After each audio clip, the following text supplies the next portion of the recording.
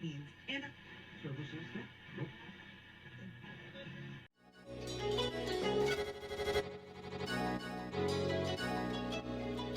let's go.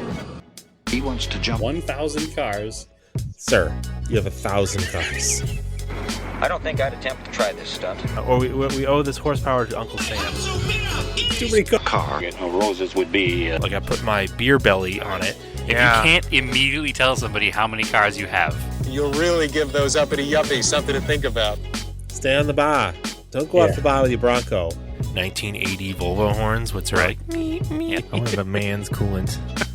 And he's like, oh, I thought it'd be small. It's for a small car. And I'm like, yeah, but it's still an automatic transmission. They're never going to be light. It's definitely going to have to crash. Starting off with Brad buying another car. That's the West. Internet. Is this a Nigerian oil print? I also wish you drove a tan Camry. Anyways, Anyway, that's a horrible, very horrible podcast content. very Talking about a picture. inside joke. They'd love to be driven hard. All right. Welcome back to another episode of Auto Off Topic. How are you, Brad? I'm wonderful, Andrew. How are you today? I'm great. We were discussing before this podcast what we're going to talk about because it's been a little slow, right? We've had episodes like this before. It's kind of the middle of the summer. I was like, oh, what am I going to call this episode? Oh, the dog box days of summer. Wait, no, I've used that before for the same time of year. So I'll have to come up with something else. But it's, we got to talk about the weather, right? It's been like crazy hot and humid. I haven't wanted to work on anything. I just been playing video games because Forza did some updates. So this is why I left that part of the country. Yep. Because if it's not too cold to do stuff, it's too gross and too hot to do stuff. So I generally don't mind, but it was like really humid. Well, unfortunately, or fortunately, here, yes, it's hot, but during the time when it's not hot, which is most of the year, it's also not too cold. So it works out just fine.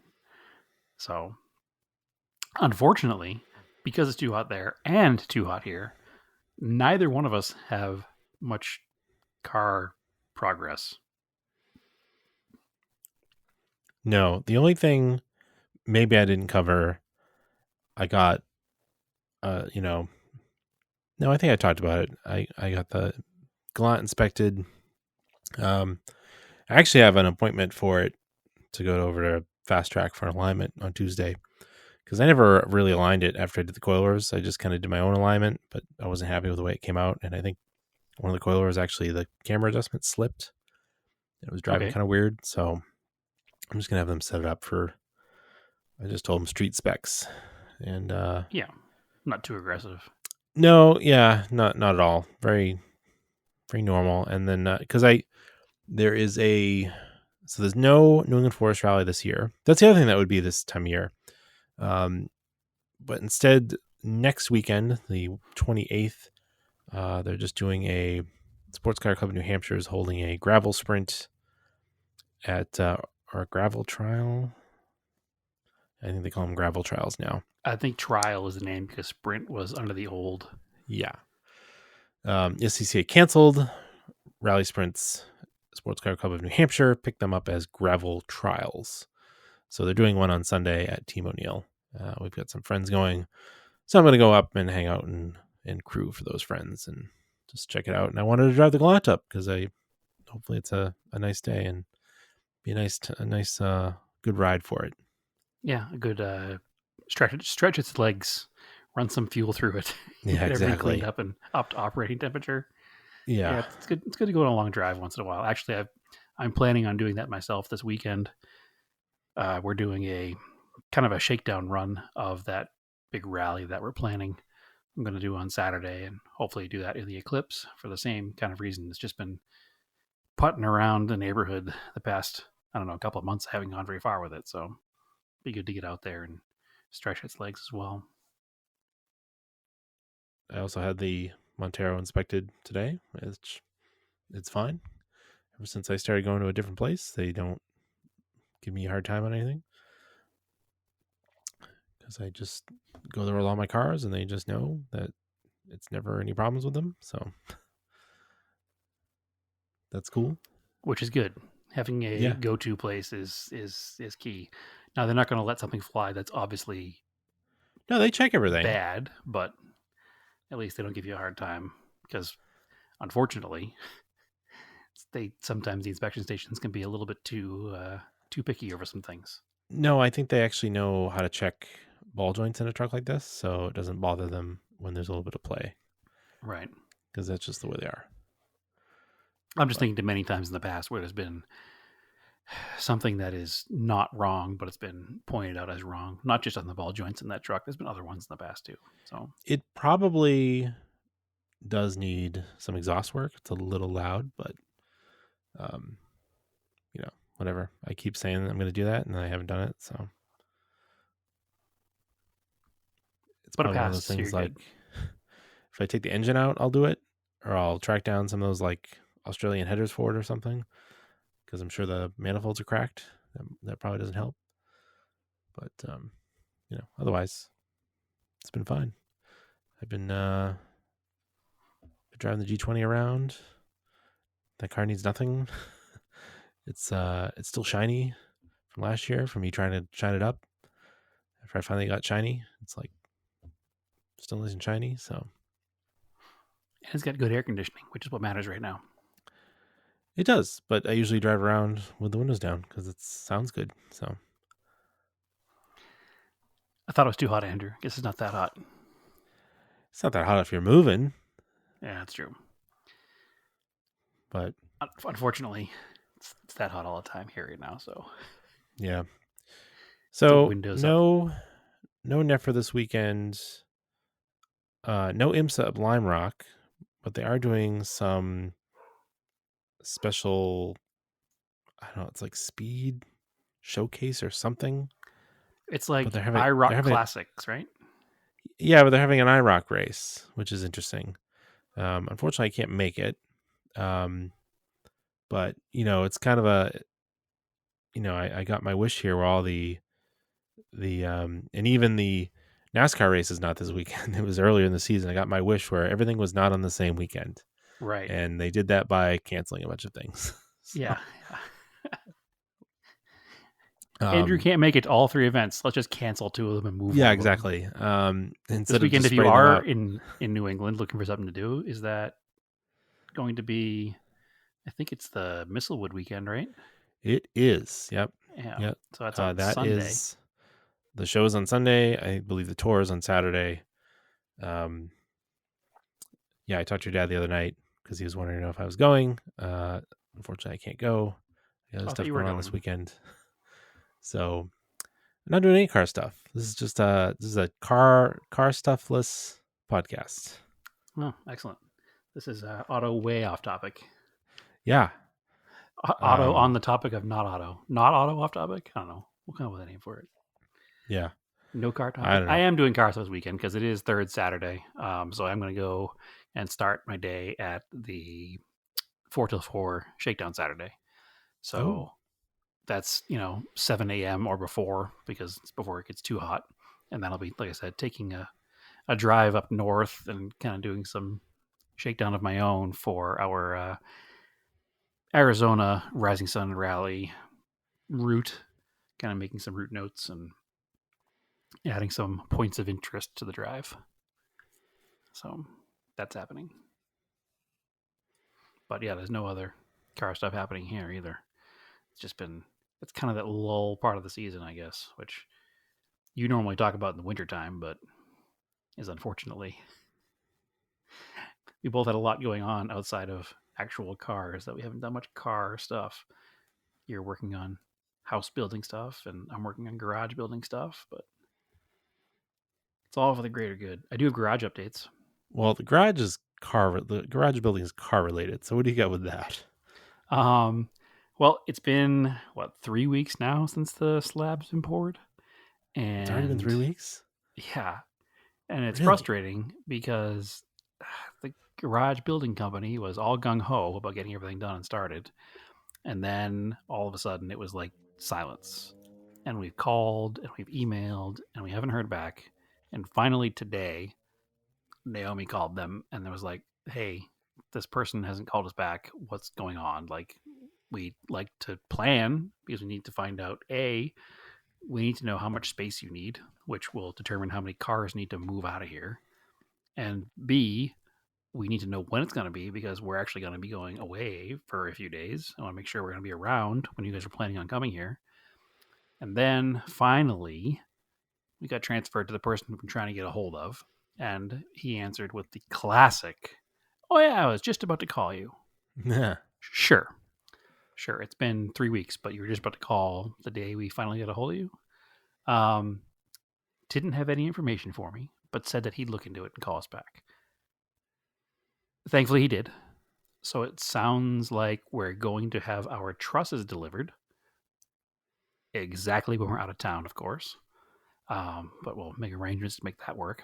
So the main issue was because of the truss that we're going with, the trusses that we're going with needed to be custom built because they're not the standard style trusses they always use, because I did not want to have any kind of ceiling at like the mid height of the garage. That was the whole point of going with the barn style roof, so I could put lifts in. But they had to have those trusses specially made, and then they're oversized, so they need to be trucked in on a different kind of truck, I guess, which doesn't make any sense to me because they can't be that big. At most, they can be 10 feet tall by 24 feet long, which seems to me would fit on a standard truck. But whatever. I'm not gonna dig too deep into that. But they did give us a date. The first weekend in August, they're going to deliver the trusses. And then the first week of August, they're going to come and start with the actual construction of the garage. So theoretically, I should have a building standing by the end of the first week in August.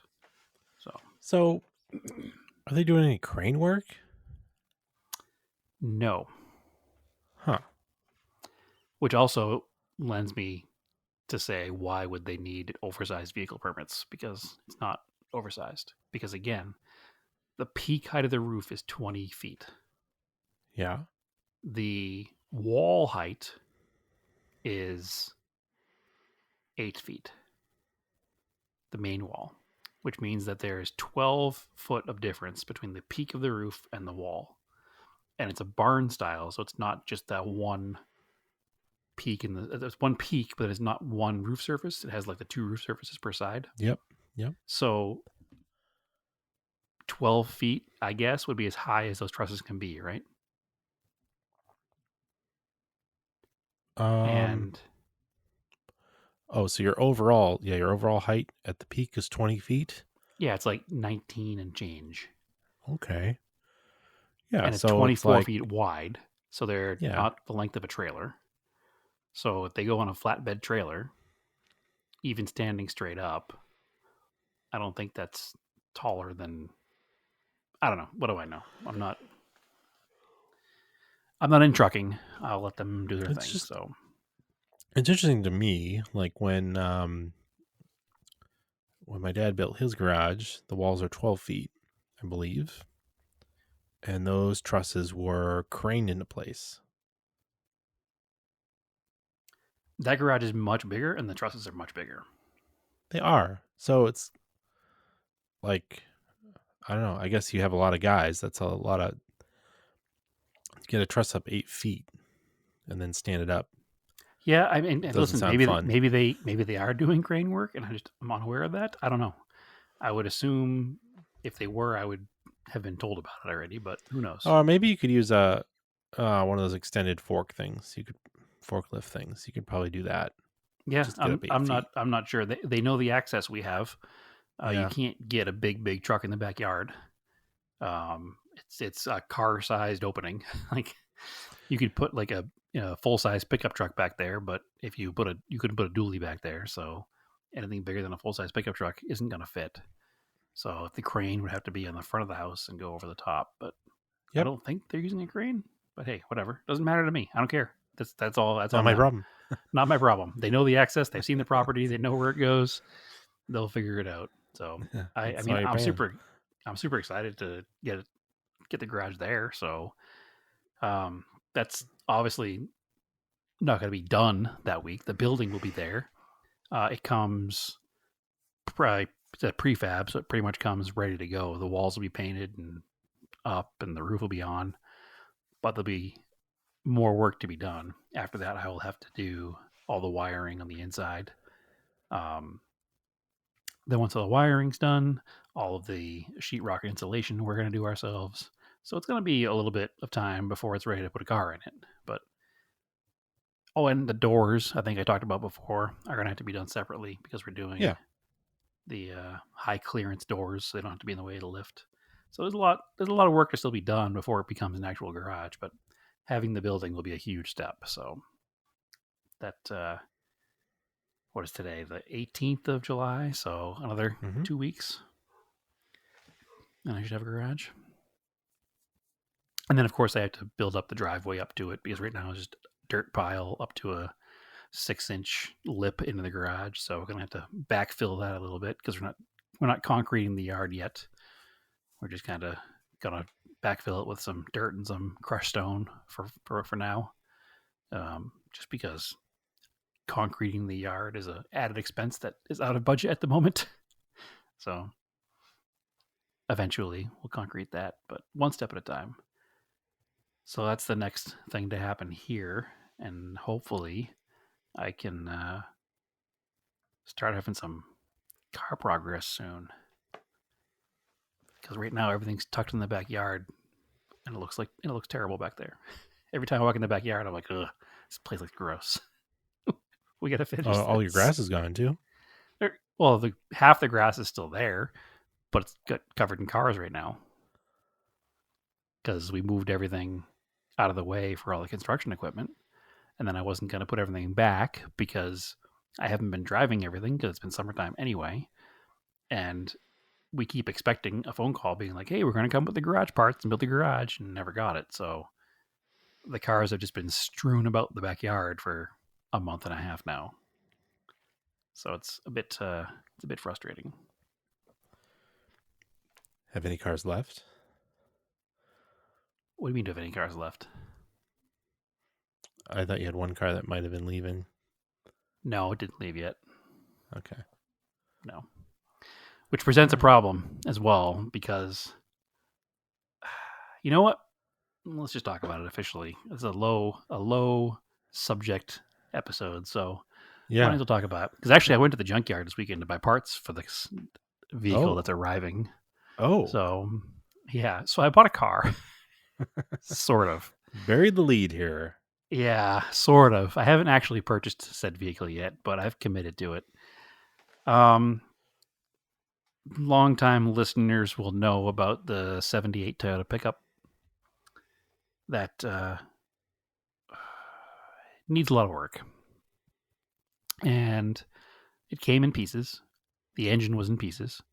I put the engine together, got it to start, and it made no compression. So it needed an engine again. And I got frustrated at that point and had sunk about as much money into it as I wanted to sink into it at that time. And then just kind of parked it and forgot about it. And that's honestly what happened. I kept saying, I'm going to get back to it. I'm going to get back to it. I'm going to get back to it. But diminishing returns at some point, right? So exactly. Even if I put an engine in it, it still needed a ton of work. And I decided that I had a friend who's been bugging me to buy it for probably a year and a half.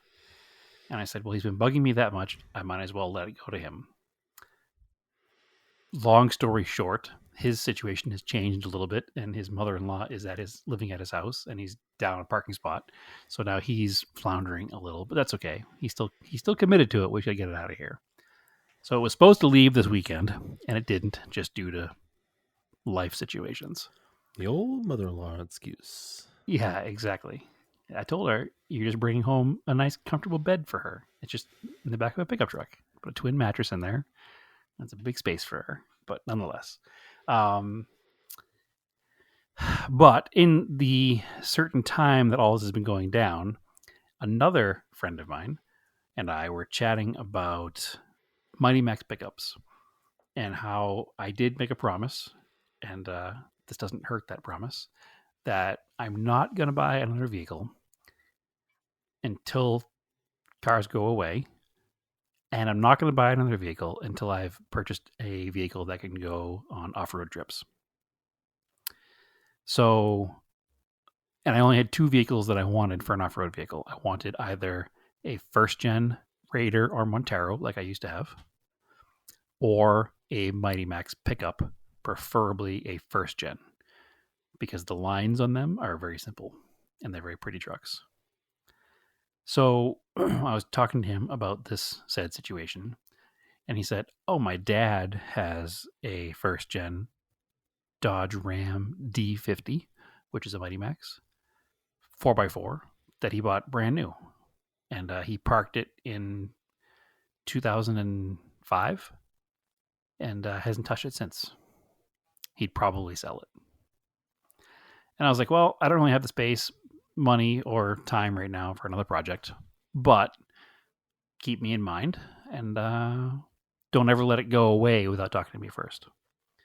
So fast forward to a couple weeks ago, he's like, "Hey, I got some pictures of that truck. My dad said he'd be willing to let it go, and he'd want it kind of out of his yard, and my mother would thank you forever." And I was like, "Oh, I mean, I guess send me some pictures of it, and then let me know what he wants." So he sent me some pictures of it, and it's a white 1980, either 85 or 86. I think it's the very end of the first gen run. It's clearly been sitting for a long time. He says that it's a classic rent when park situation. Like, he drove it to that parking spot, bought a new truck, and just left it there. It's in northern Arizona, so not quite as brutal as being just sitting in the sun down here. It's a white first gen with a tan interior, 4x4, 5-speed manual, air conditioning, rust-free truck. So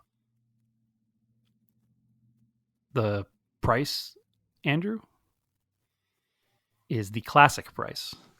Oh, And when the classic price was announced, I had to buy the truck. Because is it the magic word? you can't buy a complete vehicle for the magic price anymore. No. And it's like literally one of the 2 vehicles that I said I wanted. And it's the magic price.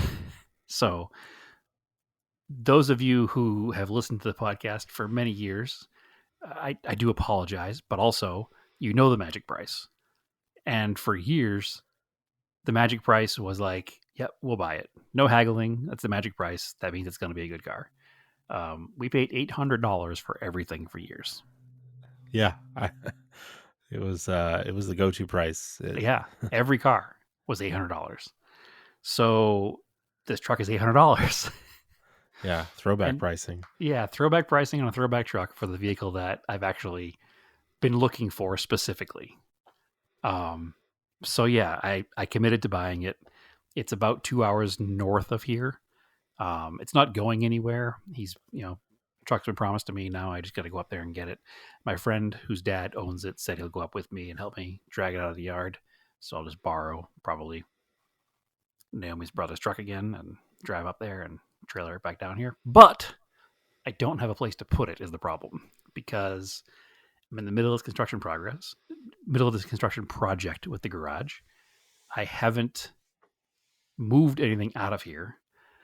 I really want to fix a couple of cars and get them sold, but I just haven't had the chance because everything's in chaos over here. So it may require me finding a temporary home for the truck somewhere else. So I have to ask around the local friend group who might have a spot to stuff it in the yard for a couple of weeks till I finish this garage progress and get cars moved around and get at least one car out of here before I bring it home, because I don't really need it here. Even though I have more space now because I have a garage, but still, I'm trying to be responsible. But sometimes responsibility goes out the window when the $800 vehicle shows up.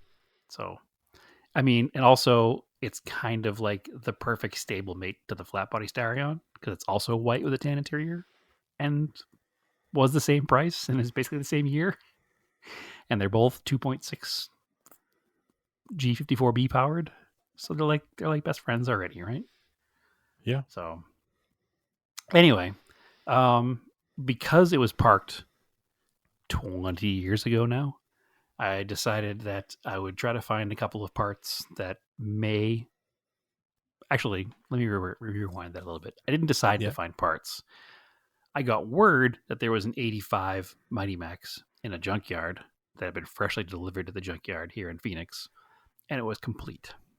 So I was like, you know what? I went down and look at this, and if there's some parts on it that I know will be hard to find that might need to be replaced. Which yard was it? Pull and Save South. Okay, so I think I went to that one maybe. So there's two that are identical. One's south and one's north. They're literally just separated by train tracks. I think we did go in the Corolla to this one. Yeah. It's like anyway. the yellow. No. That's Pull and Pay. Are you pull, you pay? So that's you pull, you pay. This is Pull and Save. Okay. So Pull and Save South had this truck. So I went to go look at it, and it was complete. Nobody had touched it yet. Ooh. So I was hoping that it had a complete grill in it, because the one thing that is missing from this truck that I'm picking up is a grill. And this truck did have a grill, but the truck in the yard is a single headlight truck because it's a Mighty Max, and the truck that I'm picking up is a dual headlight truck. Oh, so I didn't know that. That's weird. Grill is completely different. So unfortunately, the grill's not going to do me any good. The grill's cracked anyway in the one that was in the yard, but if it had been a matching grill, even cracked, I would have taken it, and because better than nothing. But it was a single headlight grill, so I left it.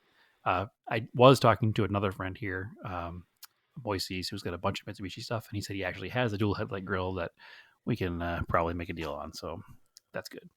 But what this truck did have was it did have an aftermarket Weber carb on it. Ooh. With all the adapter plates for the 2.6. Actually, not for the 2.6, it's for the 2.0, but I think they're going to be the same. But regardless, the adapter plates are cheap. The carb is the expensive part. Yeah. So I grabbed the Weber off of it, and it's a genuine Weber, not a Chinese Weber. So that's good. Not a Weber? Right, it's a Weber, not a Weber. It had an original metal tank radiator, which are no longer available. So I grabbed that. Unfortunately, it's going to need to be re-cored, but just having the core is good enough, because it's also the same radiator that's in most Mitsubishis. I think the Sapporo and the Starion that I have actually have the same radiator, so it'll be good just to have one as a spare. Yeah. So I grabbed that. And that's all I really grabbed off the truck, because everything else was kind of doesn't matter. I was going to take, tail lights and side markers, but every single one was broken on the truck in the junkyard. So unfortunately, I didn't get a ton of stuff, but I did get the carburetor setup and the radiator. What do they charge you for the Weber? $50. Whoa. Yeah. It's just a carburetor. They don't know what it is. $50. I know, but that's I knew they're what? $300. $300? Yeah. Yeah. So $50. The carb was $50, and the radiator was $50. So it was $100. So nice. Yep, no problem. Oh, and I grabbed the coolant overflow bottle, because they're the same on every Mitsubishi. The square, 1970 to 2003, I think. So, yeah. And they don't make them anymore. So to find a good one that's not cracked is rare. So, one thing the truck does have, which it was way too hot and I don't need it, so I didn't grab it, but I probably should have, is because it's a 2-wheel drive 5-speed, 2-liter. That means it's a 4G63 single overhead cam. Yeah.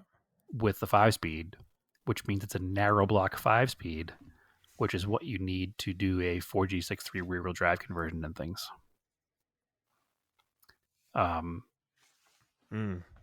Yeah, I was going back and forth, and it was 111 degrees, and it was really hot, and I didn't really have the proper equipment for taking it out anyway. So I decided against it. They are available in usually a couple $100. So it's like, you know what? My time and effort's not worth grabbing this thing out of here with its unknown condition. So, and there are other options now for Ford G63 rear-wheel drive stuff. So, I just kind of, I may regret it in the future, but I left it in the truck. So yeah, it's pretty. Things are getting pretty serious, Andrew. Seems like I'll probably get in a D50 around here. So, Mopar or no car? it's in much better shape than the Toyota. It needs way less work than the Toyota. Even if the engine is bad, it needs less work than the Toyota because it's got all its body panels and it's not smashed. The Toyota is hit in the right front. The apron is damaged, and body panels are mismatched, and it needs a lot. This truck doesn't need anything as far as that goes. So, other than a grill, so it needs a lot less, and it really fits the aesthetic of the Mitsubishi collection more anyway. So, I did a bad thing and committed to buy another car. That's fine. I think this is a positive one. I don't think it's Only $800. exactly. It's only $800, and it'll be a net zero because I'll be getting rid of the other one. So, and then once I have the garage, I can finish fixing the Mercor and finish fixing some other stuff and move some other stuff along. So, all will be good. Sure, I'm glad I got that Volvo out of your way. Yeah, whatever. Had to find a place for it. Yeah, I haven't touched that at all. I gotta get it towed, and I just haven't had problem is I need to dedicate a day probably to waiting for a tow truck to show up. Sure. I can't be doing something else. That's the annoying thing. Maybe I can be doing some work, if I'm working from home or something. I don't know. It's just You just AAA it and not worry about it. Wouldn't take long at all. It's not even illegal. It's plated. It's legitimately registered. Just broke down. hire a company locally. Yeah. Just easier. Nonetheless. So yeah, new car on its way, new product on its way. Just what I needed. Another project, but it is what it is. I was talking to Adventure Driven Design Josh, and we were talking about worst case scenario. It needs an engine. I have what at least used to be a known good engine sitting at my parents' house in Massachusetts, under the porch, covered in a tarp, which is that Starion long block, complete with injection and everything and turbo and all the stuff. And he's like, yeah, we can stab that in there, and that's an easy wiring job to run on a factory stock Starion ECU too. So it's like worst case scenario, we can just do that. So maybe that's what we'll do. Or maybe we'll take the motor out of the white Starion in the backyard here and swap it over. Who knows? But nonetheless, I've wanted an off-road truck since I moved here. This will be the way I go. I have some plans for it, but let's get it here first and hopefully give it a light little lift with some off-road looking skinny tires and maybe some solid steel wheels. And I think it needs a tubular roll bar and some KC daylighters on the top. I'm going back and forth on that, but possibly we'll get a tubular roll bar. Sure. All depends. I'm also looking for a period correct cap for it to make it more usable for camping and stuff. So we'll see. Okay. We'll see. Well, one way or the other, or even a period correct style ladder rack. Yeah. That could have mounts on it for maybe a tent or something, or I don't know. I want it to be usable for camping adventures, basically, is what I want to do with it. All right. I'll figure out something. But it will definitely be 80s style. There were tons and tons of cool stripe packages available on them over the years. And I'll probably do one of those, replicate one of those on it. So I'll make it look cool eventually. But that's now, that's the big news. That's Autotopic Cannon. Yeah, for sure. One of the factory stripe packages actually is pretty close to the Auto Off Topic stripe colors as well. So You could just do the stripe colors and then Could just just- pretend it is. yeah, make the Auto Off Topic version of the truck. Make it our official shop truck. The edition. But yeah, that's cool. So I drug some car updates out of you. Yeah, I wasn't going to talk about it till I got the vehicle here, but I forgot I went to the junkyard, and it was my actual, I guess, project car progress was going to the junkyard for a car I don't have yet. So, yeah, it made for a fun day out. I went with Naomi and Courtney, her daughter, came with us, so we had a little family day out of it. So, family day at the Oh, nothing junkyard. like a family day in a junkyard at 110-degree heat. Well, hey, listen, at least we were all there to support each other in case one of us fell and collapsed. So, actually, I know I haven't. We were even looking for gotten around parts for her Sonata. Well, for Courtney's Sonata okay. while we were there, but they didn't have any new enough.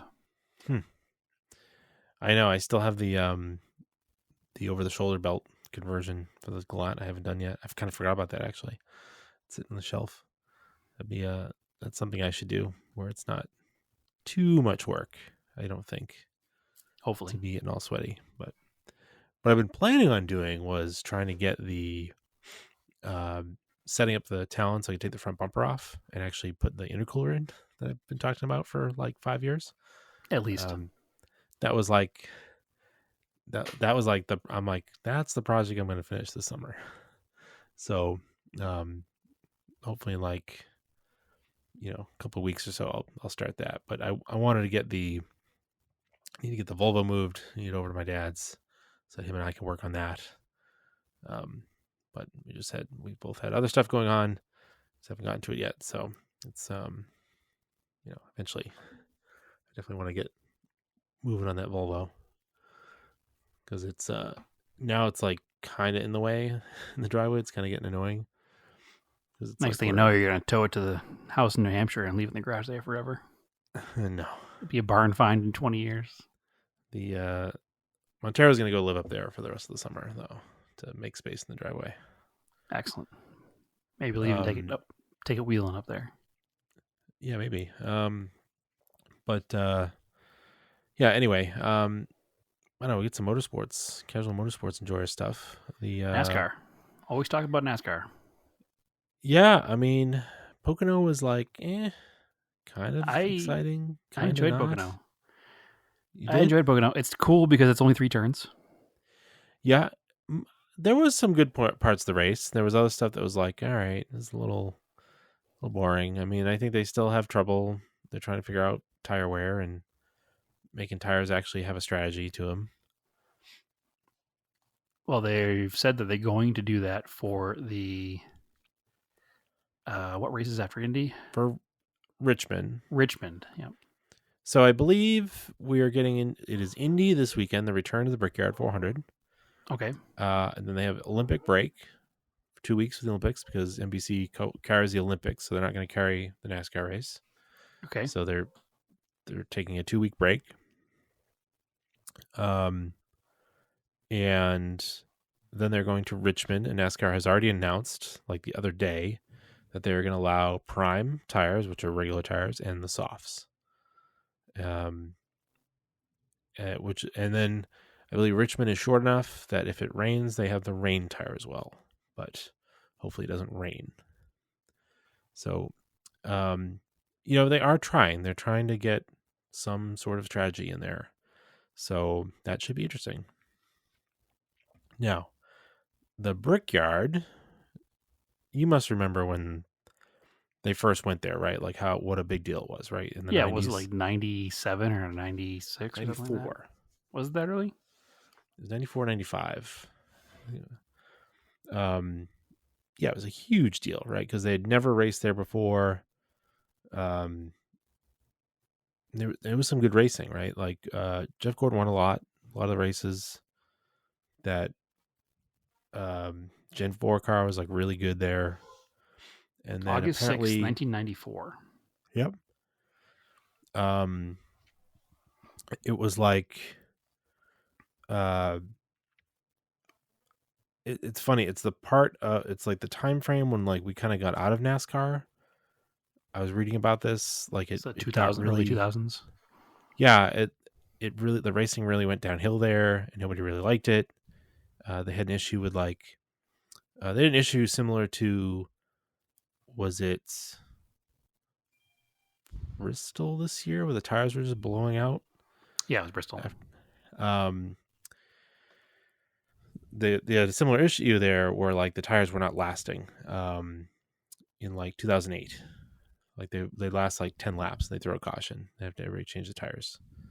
So I guess kind of after that, like they just took it off the schedule, and that's why they're talking about now like going back to the Brickyard.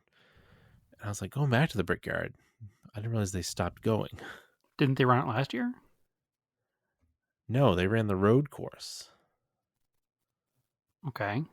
They have not run the oval in a number of years, I guess. See, isn't that weird? Like it feels like it's been there ever since the 90s, but this is like a Mandela effect situation. Like it went out of style. People just didn't like it anymore. The racing wasn't very good.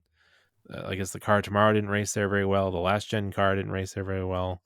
So they haven't done the oval yet in the next gen cars. So they only it looks like they stopped running it in 2020.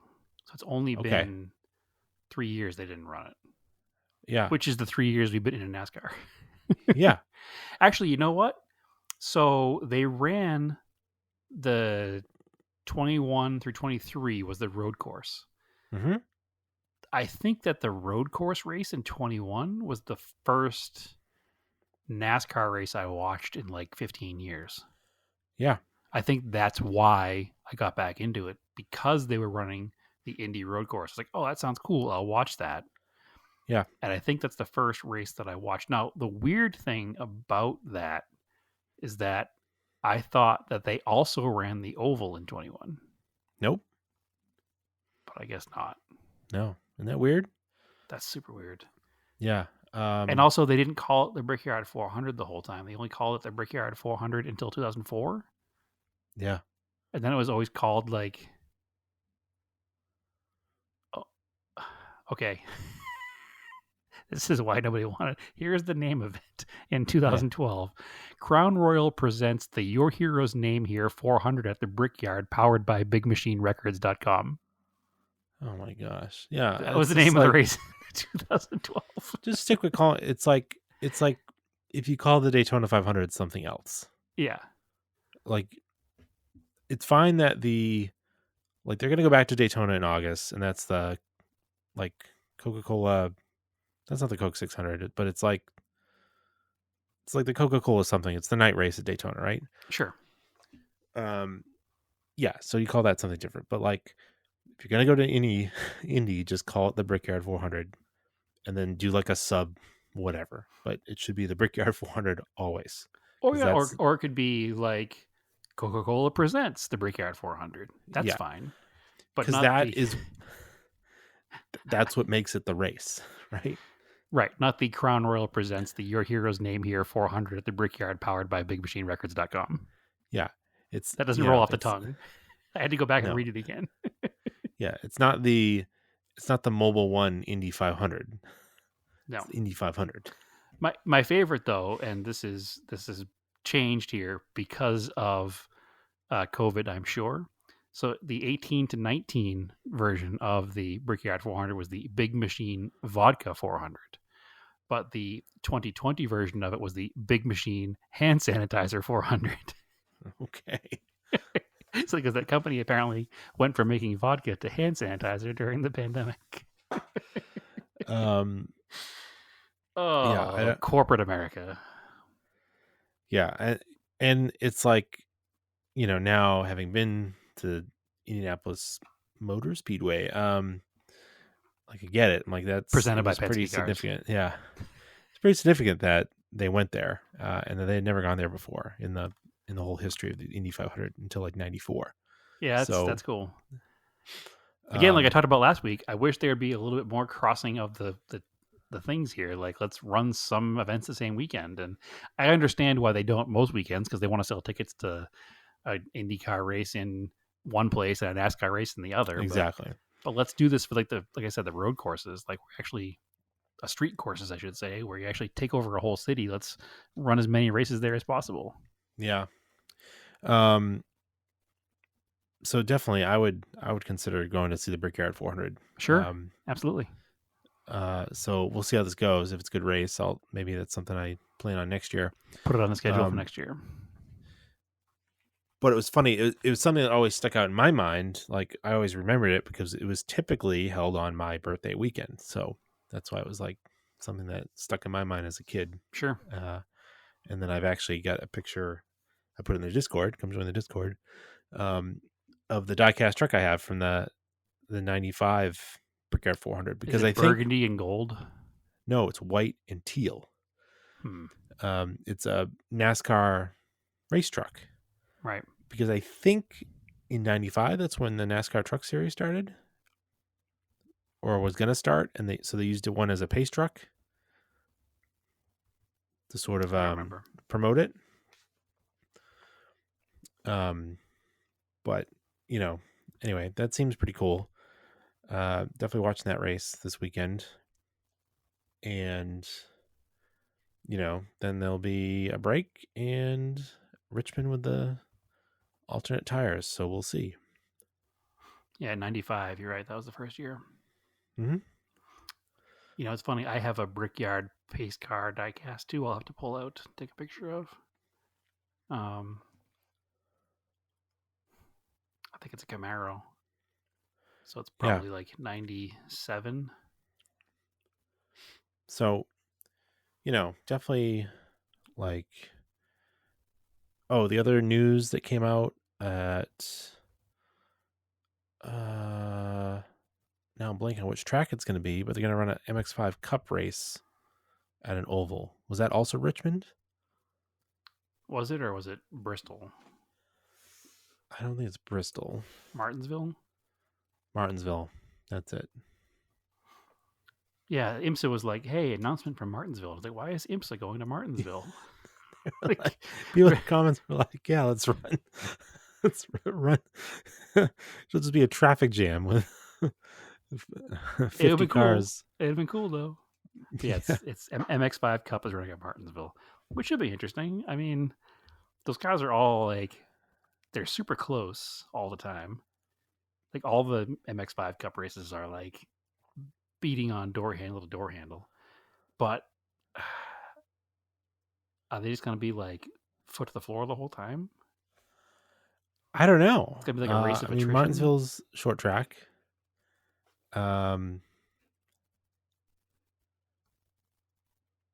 So the event will be it'll be a 300 lap doubleheader called the Virginias for Racing Lovers 300. Mazda MX-5 Cup taking the track for 100 laps, directly followed by the 200 lap finale of the NASCAR Whelen Modified. Okay, that was 300 laps with Miatas, and I was like, that's going to be forever because the NASCAR race is only 400 laps. Yeah. It's interesting. So I know you don't listen to the Dale Jr. podcast, but he did talk about, he did a test there of these cars like last year, and he thought they were really cool and fun on the track. So it's funny. I kind of remember that now that you're saying that. I remember him talking about driving Miatas because he talked about it. He was still doing the broadcast for NASCAR at the time, and he talked about practicing with the cars or testing the cars there at the time. So I don't know. Listen, I'm all for these experiments in motorsports. Like if we keep things the same, it gets stale, right? So you were just saying they should mix racing bodies, right? So there's one right there. Yeah, but nobody cares about NASCAR Whelen Modifieds. Well, they're trying it like on a smaller scale. Maybe if it's like a cool thing, maybe they'll do it with the upper classes. Maybe. I don't know what they would run on a NASCAR weekend, but yeah, it's like interesting, right? You couldn't do GT prototypes out there. Yeah, you couldn't do a it's not like you could do like Charlotte, like do a Roval and then use the oval the same weekend. It would be too chaotic because they sell, infield stuff, right, to camp. Yeah, and there's talk about not doing the Roval in NASCAR next year, I guess. Or is it on maybe the year after? I don't know. I I want them to continue to do the road course. They're talking about getting away from some road courses, but I don't think they should. I think they should add more. I don't, that's the thing I don't understand with this. It's like nobody ever seems to like any track they go to. So I don't really understand that vibe. Yeah. Well, it's funny actually listening to the Hamlin podcast. He was talking about how the next 4 races are at tracks he likes, which is the first time I've ever heard anybody say that. Because normally the guy's like, I hate that track. I hate that track. No, yeah. Normally every race car driver's like, I don't like that track. It's like, why do you do this? I don't understand. Yeah. You don't like the tracks. You don't seem to like racing. It's really weird. I don't like cars.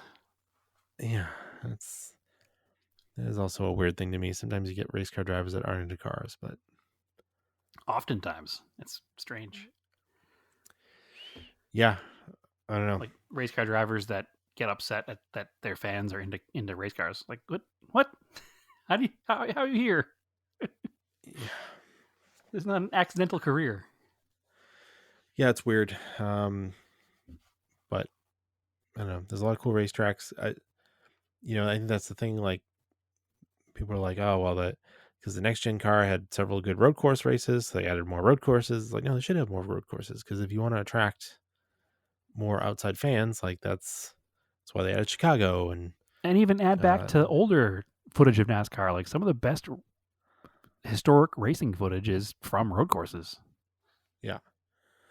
Whatever. And I think they're going to go to Mexico City or something. They're talking about. So yeah, for next year maybe. I mean, I imagine that's going to be a road course or a street course. I assume so. Yeah. I want to see NASCARs at all the historic tracks. I want to see NASCARs at Laguna. I want to see NASCARs at everywhere. Yeah, especially if Laguna goes away, it's like you might as well have a blowout race with NASCARs, unmuffled. I mean, they support an IndyCar race there. They can support a NASCAR race there. Yeah. But non-NASCAR news. I saw that Ford teased a Raptor T1 for Dakar, which is cool. They're going to go race Dakar. I don't know who's going to drive it, but have they announced who's going to drive it yet? Nope. So we'll see how that goes in January, because that'll be cool. Maybe they can challenge, like, I think it's Peugeot, maybe. I'm not Audi? even sure. I forget who keeps winning. Audi is the electric class, though. No, it's open, I think. I still thought electric was a different class than everything else. No, because it's like open prototypes, I think. I'm failing at this because I don't remember all these things. I can't remember everything about every bit of motorsport. I just enjoy it. So the Raptor T1 will be raced by Carlos Sainz Sr. and Nani Roma. Oh, nice. Okay. That's right, because he was racing for Audi, and I think they announced he was ending his partnership with them. That's cool. That should be very cool. If the thing can survive, then he could win with it very easily. Oh, 100%. Yeah, he's definitely an experienced driver there. So that's the funny thing about Dakar, is that the best drivers are some of the oldest drivers for Dakar. That's like the only motorsport where being 50 plus seems to be an advantage. I wonder if it's a patience thing, like because it's so easy to crash out and ruin the vehicle in Dakar. Maybe. You have to have the experience and know where to push it and know where to be aggressive and where not to be aggressive. Because like the top 3 guys are over 50. So, but anyway, it's cool. I'll have to watch the video of it running up the hill at Goodwood, because I have not seen it yet. I haven't seen a ton of Goodwood coverage, but I also haven't been paying attention, I guess. I always forget to look what at I have seen stuff. has been cool. There's been some cool stuff that I've seen clips of. They were in Richard Petty's winged Superbird this year. That was cool. And they ran it at the same time as that Beast of Turin car, which is weird but cool. It's an event that I always forget about too, and it's like an event that I should probably try to go to someday. For sure. I mean, I saw some pretty epic photography this year from it. The big thing was that, what you call it, Vermont Sports Car built another Subaru for the hill climb, like just for the hill climb. Yeah, and it came in like third overall. Yeah, against the Ford Supervan, which is electric. It wasn't even Which is close. cool. It was like 10 seconds faster than everything else. Yeah, but yeah, because the Supervan has like 2,000 horsepower Right. of electric, and the Subaru's like 670 or something. It's actually less than the Air Slayer, but my only complaint is that it's called Project Midnight, but it's like all black. Like, I don't know, they just sort of put a little more flair into it. There's not enough flair on this car. Like, it has flares, but it needs flair. Maybe that was the point, to be kind of like, for so many years, all of the race car Subarus like that have been Hoonigan branded, and they've been over the top. And maybe they're just like, now we're not doing a Hoonigan branded car. Let's dial it back. Let's make it just black. Yeah, a little boring for me. I don't know. I'm gonna try to find the video of this truck going up the hill now, though, because it's got a 5-liter V8 in it. So it's basically a space frame with a V8 in it and a fiberglass body that doesn't look like anything, but I'm into it. Yeah. I mean, it kind of has like, the front grille sort of reminds me of a Bronco. If There's you like a hint of Bronco in there. you can see the family resemblance. Yes. Yeah. That's about where it ends. It's cool though. I'm into it. Listen, having an American manufacturer to root for, Dakar, makes it even more interesting to watch, right? Mm-hmm. Root for the home team. It's cool because it's built by M Sport. Sort of the home team. I thought they had built a Bronco they were going to run in Dakar, but I don't know where they ran that. Maybe a different class. But yeah. Anyway, Sweet. I don't know. You got anything else? I don't. All right. I don't have much else either. We got the socials, I guess. You can try to follow us on Facebook, Off Topic Podcast. Definitely It's on very Off Topic on easy to Instagram. follow us on Facebook because we don't post anything there.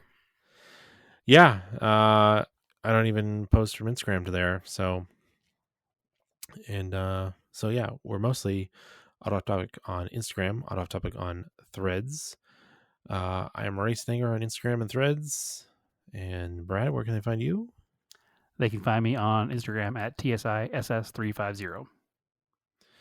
Yep. And Scale Autocast? Sure. I need to start posting there as well. But Scale Autocast, Yeah. yes. You know what would be a great thing for that is I think we need to put up some pictures of those Brickyard 400 diecasts. All right. I go dig mine out. I think it's a Brickyard pace car. Now I'm probably wrong. Well, at minimum, we've got mine. We do a little throwback for it to celebrate the Brickyard 400 this weekend. No, I have some stuff I want to post. I have stuff I've been sitting on. I've just been... Life's been crazy, man. That's all I can say. Busy times.